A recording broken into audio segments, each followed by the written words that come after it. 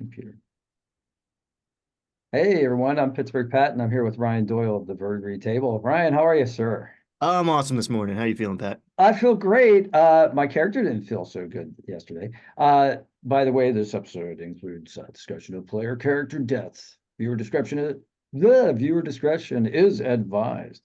But while we're speaking to the audience, I always forget to do this. My channel is about geek life and various things like that.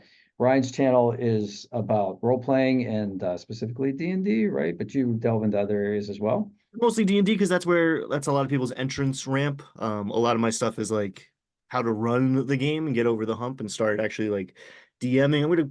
Now that there's a new system coming out, I'm gonna focus back in on like the player Yeah, side as well. yeah. So we got a lot of content coming up about that. We're both gonna buy the books in the fall and we're gonna like talk all about that and we'll be running it. So if you guys need help with that, check out our channels. Thank you very much. I'm over 13,007 now. You're at Nice. 7.5 or something like that. Yeah, So like, I mean, this is getting serious, folks, and it's because of you guys out there. You guys are making our dreams come true.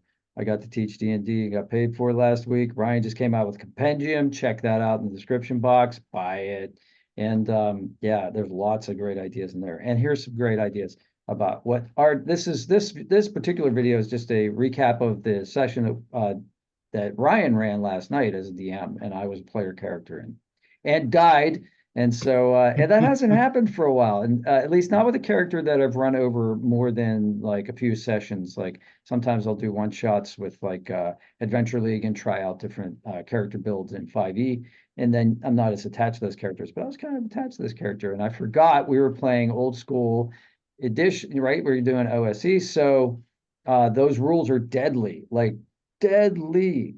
So yeah, so we had a character first, our friend Bert, he touched something and said do not touch and died. And I was that something partial. was a statue of a giant pile of skulls in stone with real skulls littered around it. So like my job as the old school DM is to telegraph danger, and Yeah. I think I did my job. The it was in capital letters, like on a plaque. It couldn't have been any more clear. And I feel a little bit guilty because I said, well, I mean, why would somebody put a sign on it saying do not touch unless there was something worth touching on there? And then Bert is the guy who goes in, he's like my mom who goes into a grocery store and has to touch everything and pick it up, put it back on the shelf. And Bert's character is like that. And so he did that and poof, instantly pile of dust.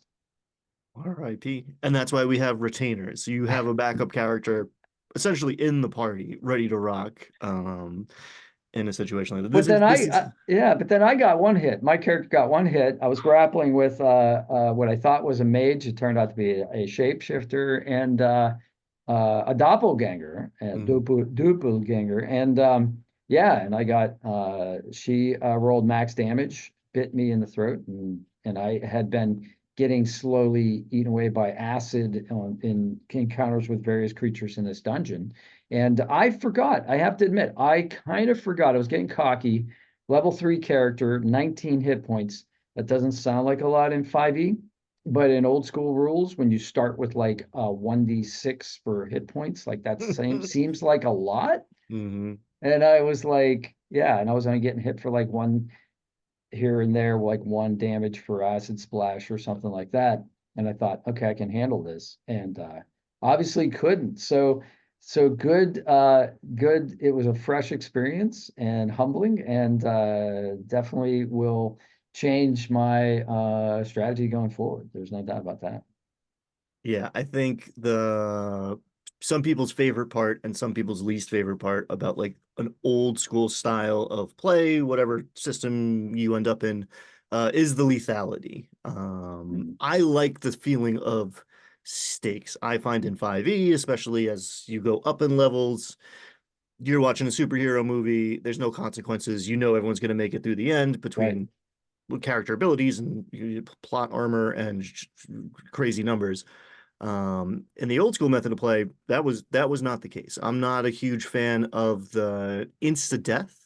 Bertram did make a save. He did have a save against Doom, which he failed and then That's right. He disintegrated. did. That's right. He did. The other thing, you after being resurrected from being dropped, or no, prior to that actually, you stepped on a floor that would have given out into a pool of acid, but it was like in the midst of combat, so you hadn't really gotten like the to explore it. Yeah, clues of it, the indications of it. So I don't like the gotcha trap of like, oh, your character's dead because you didn't poke every inch of the floor with a 10-foot pole first, because that right. grinds play style to a halt. But two, Yeah, it's just that's like it's not true. fair. It's like you have to kind of have a balance there with that. But I think yeah, that was nice of you to pull that back. The part that with the encounter and combat and dying in combat, which is totally legit. But you actually use some optional rules to allow them to give me a health potion to to resurrect this character. That's not like strict play though, right?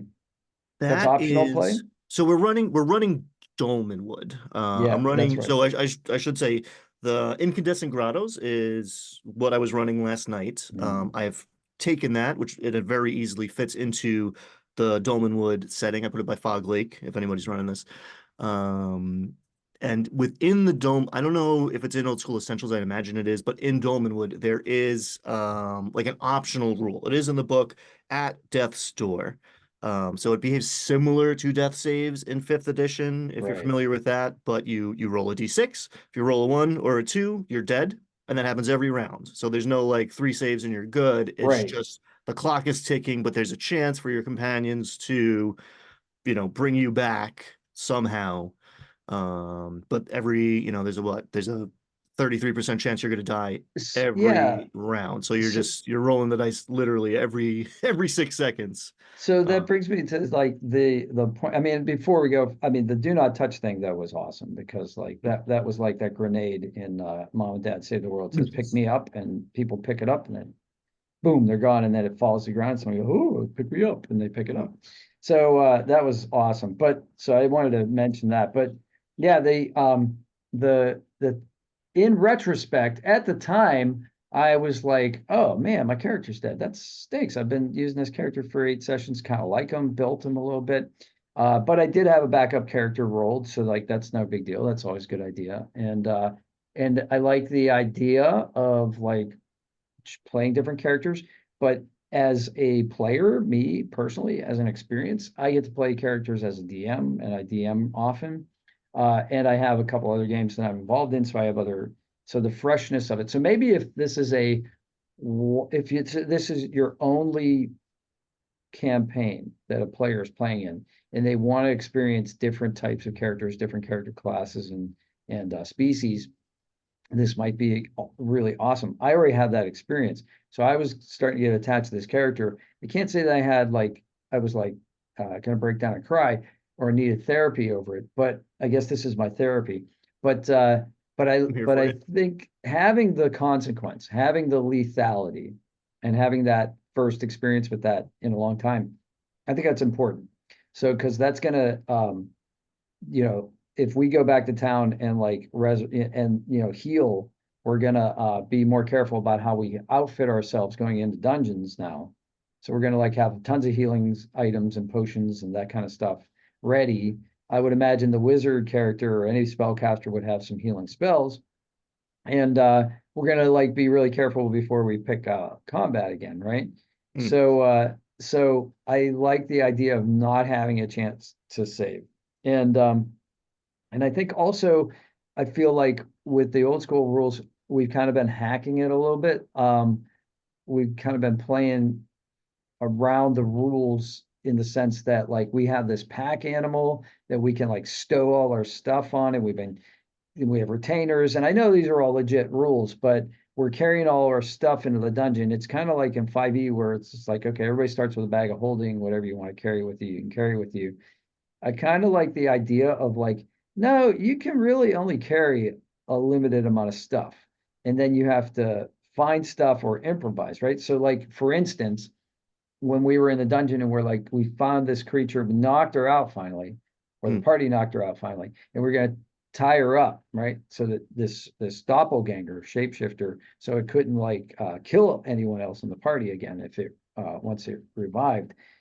We realized we didn't have any rope we had used our rope, right? So then we had to say, we'll tear her robe and like make stripped cloth and then tie up with the stripped cloth.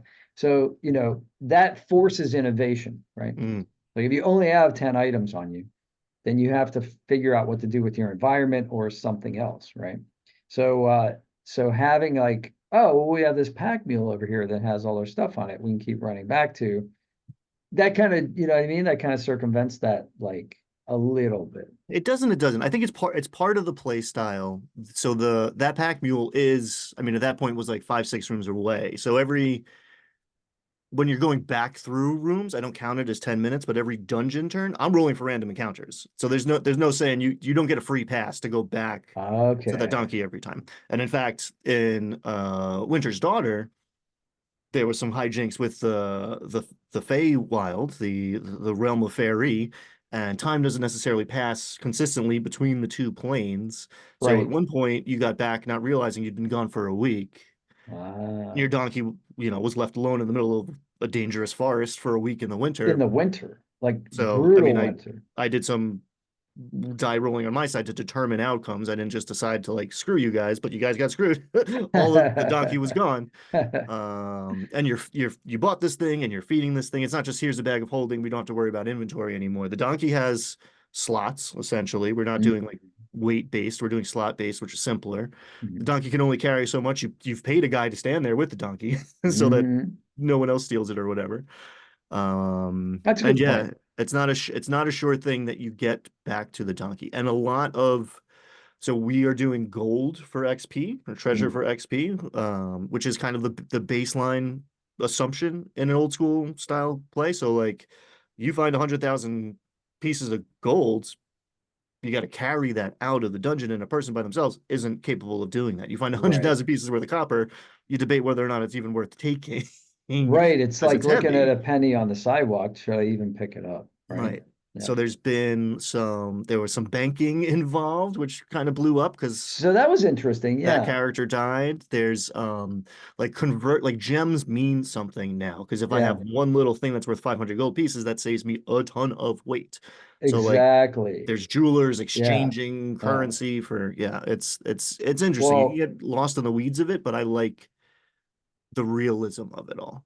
yeah, for the audience, Bert's character, he had started a bank account in a town called Prigwort, which was, several days journey, maybe a week's journey away. And so he doesn't immediately have access to his gold. So when his character died, that character who started that bank account died. Um, his new character, he said, "Well, I want to go back to Prigwort and get my 2,000 gold." Well, it's not your 2,000 gold. Yeah. He's like, well, I probably would have had a checkbook or a bank statement or something that would have. I'm like, well, yeah. Well, what if I find someone's bank statement on the ground and go into that bank and say, here, I found this, give me this money? They're not going to do it, right? So, that's interesting. So now we're thinking about like beneficiaries and signing group agreements and pull, you know what I mean, pulling things. Yeah. So it makes you have to think about realism. You have to think about how would this world actually work, right? And that's driving the driving force behind a lot of my decisions behind the screen. Right. So even that, I do let the dice determine some stuff to like try to clear my bias. But my first impulse was like, there's no this medieval bank who's like very familiar with adventurers and happy to take your money Yeah, because they're kind of banking on the fact that you might never come back. half of them are going to die, And right? now your fighter from Dreg or whatever is dead, and now this like Mossling shows up and demands his money. Like that's probably not going to fly. But I was like, all right, maybe Walking there's like mushroom. gold Walks, certificates or something. So I did roll for it. There was a chance he was going to get his money back. right. But the dice said no, and it made sense to me. The dice are often right. The dice tell Yeah, the story. yeah. Um, That's funny. I could that there. I mean, that's almost a setup of a joke, like yeah. a mushroom walks into a bank and demands gold. I don't know what the punchline is, but that's funny. It's yeah, it was a great session, I thought. It was a lot of fun. I learned a lot. And yeah, and it's completely different from 5e, and I have to remember that. Like I have to remember not to pick fights. The Winter's Daughter had a lot of social encounters. I Mm. really like that. Love that this dungeon crawl. I'd say uh I think with this style of play, as deadly as the dungeons are, I think social encounters are something I would be more my character would be more comfortable doing and with. And even though this is a supposedly like a knight who wants to prove himself in combat, rolling around and killing slugs in dungeons and getting splashed with acid damage isn't probably the highest thing on his list. It's done in obscurity, and nobody knows about it, and it's not gonna further his status or career, and he could die. So like why would he take those? So the next time a quest is offered or several quests are offered and one's a dungeon crawl and the other one is like working with people in a town, he's probably going to go for the one working with people in a town, right? The more visible one. Yeah, and I will say, I mean, one, I should point out that those slugs had the horrible faces of babies, because it's a very weird world, There was some especially eldritch horror in this one. Yeah, especially when you go underground, things get yeah, real weird real fast. yeah. That was the second level. Um, but I will say that it's rare that combat is the default. You disturb a slug baby, like okay, the thing's gonna try to bite you, but it's very slow. You can get away from it. With the fight that dropped your character, it was um backing up a little bit. It was basically what you thought was the target. You have Right. come to the incandescent grottos to hunt down a rogue pragmatist who some wizard who stole something from the Empire. You didn't get a lot of details because you're kind of rushed out to get her to We're get the money. just not good at getting details. Um That's our fault. We don't and ask questions. before you found her, you found a room where like minis essentially were being produced, and you don't quite know the significance, but before your eyes, figures of your characters, your party joined that little group of little 1 inch statues that were there. And within those statues was your target, you assumed. This woman portrayed with like a wizard's robe and a staff with a prism on the top. And she was depicted twice. Mhm. And And then that you was go a into the next clue. room, you go into Yeah, the next room and find her, and what you found was in fact a doppelganger who's yeah. pretending to be her, who they're kind of nasty, but it's all about trickery with them. She didn't get a lot of opportunities to try to do anything, but she tried to her strategy is to separate the party, get one person alone, kill them, take their place. And she wants magic items. So she was going after the wizard probably. Okay. The wizard cast sleep, which was a very smart play in theory.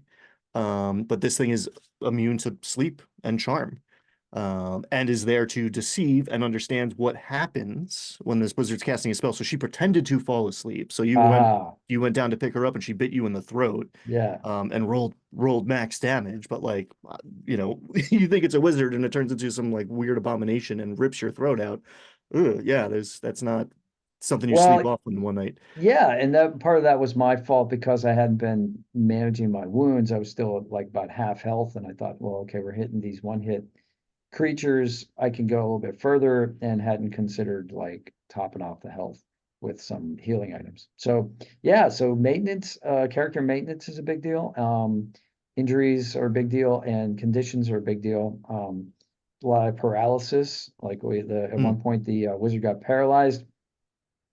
And I guess meta, we knew it was going to be 5 turns, so our characters kept doing whatever they wanted to do, which, I'm looking back on that and going, no, they probably should have been more concerned about their fallen comrades, but instead of continuing to explore. But yeah, so it's interesting, like there's a lot of changes to my normal D&D 5e character play style that I have to consider. So good Yeah, and it's stuff. there. Yeah. And I think it's worth like we were off next week. Last week I was on vacation, so we skipped a week. So I think some of the more gamey 5e habits came back into play because I've been careful to stress like, okay, this is old school, this is a shift of gears, one hit point matters, which is refreshing in some ways, right? You get splashed with acid when you kill this thing, it does one hit point in 5e. You're like, all right, whatever. Like me, Yeah, it whatever. doesn't feel like anything. In this, it's like one hit point matters. Everything matters here. Yeah. But it's easy to fall back into, especially where we're in a game shop, there's 100 other people around, right? Like maybe literally last night, there's like a lot going on. It's easy to fall back into like the board game mode with the minis on the map, but there's the realism is much more accessible and consequential um in an older style of play. I agree. Um, Yeah. yeah.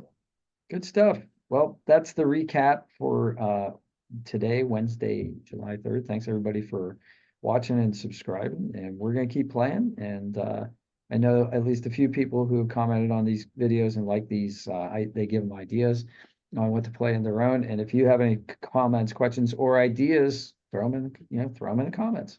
I Yeah, answer all my comments. I know you answer your comments too. So I try. It's been getting crazy lately, actually. But mhm. yeah. It's Any hard. questions about old school styles of play or Dolmenwood? I am happy to wax poetical because I'm having a love affair in the last few months. Thanks for having me on, Pat, especially after I dropped your character last night. Ah! Appreciate you, man. No problem. And look forward to doing it again. All right. Yeah, same time next week. All right. See y'all later.